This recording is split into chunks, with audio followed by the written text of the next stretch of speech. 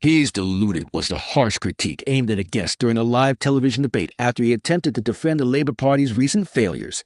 The fierce backlash underscored the contentious atmosphere and showcased the frustrations of both the host and the audience. This intense moment highlighted the challenges of justifying political decisions and the strong emotions that often accompany discussions about party performance and accountability in government.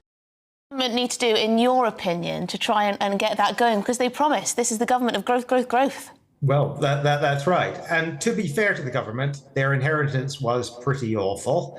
As I said, 15 years essentially of no growth in real wages. Has it got worse though, Jonathan? Because it looks like it's got worse on those key factors.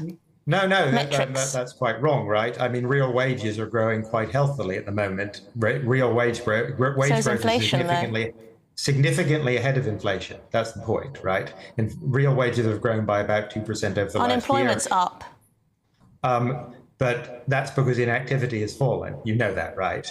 I mean, and also because of national insurance hikes, which is why, Jonathan, you're very patronising, Jonathan. When you come on, I appreciate talking to you, and I appreciate you coming on, but sometimes you know that, right? A little bit sarky, don't you think?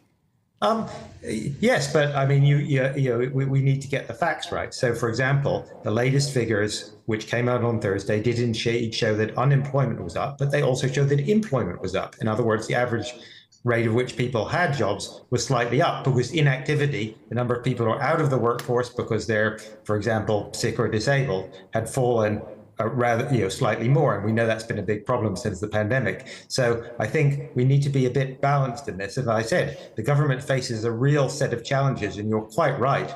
Growth needs to be the priority, and the government needs to deliver on its promises here. But equally, we shouldn't pretend that things are somehow got worse over the last year compared to what's happened over the last 15 years, because that's simply not what the data shows. Has anything got worse? Has anything got worse in your view since Labour came into power? Because there have been a lot of economic decisions made.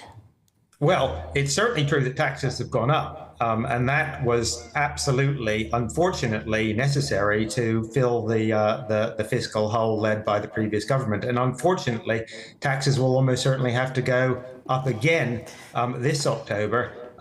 Do we risk not getting the rewards from that, though? Because, national insurance hikes, it's a tax on jobs, isn't it? So businesses less likely to hire and grow, potential job losses, then you get less in tax receipts.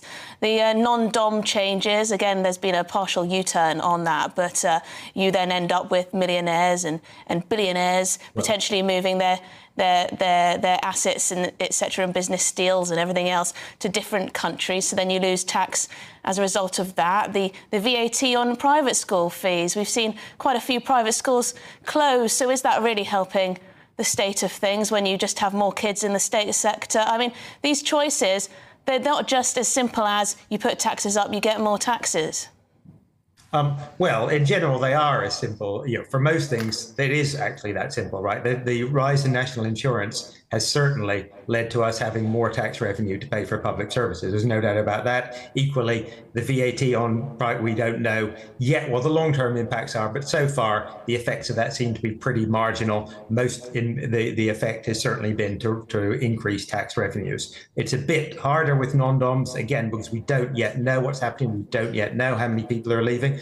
But you're right, these are difficult choices. But nonetheless, the government does have to raise tax revenue in order to pay for public services. There is, I think, a general agreement that the austerity has damaged public services quite significantly. People want to see better schools and hospitals, and the money for that has to come from somewhere. And ultimately, it has to come from us. It has to come from you and me, people who pay taxes. Jonathan, I wonder if well, this is the worry. I feel like it's going to be middle England, as it were, middle earners, the middle classes who are going to have to cough up more, working class people as well.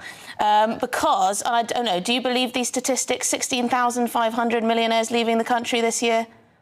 No, I don't. I think those are entirely, they're basically back of, not even back of the envelope. They're, from a slightly ropey survey by a wealth management firm. Now, do you think any millionaires have left? Do you think we've had a net gain of millionaires or a net loss of millionaires? Well, I mean, you can equally. There was actually a story in the papers the other day about how some millionaires are indeed moving to the UK to escape Trump.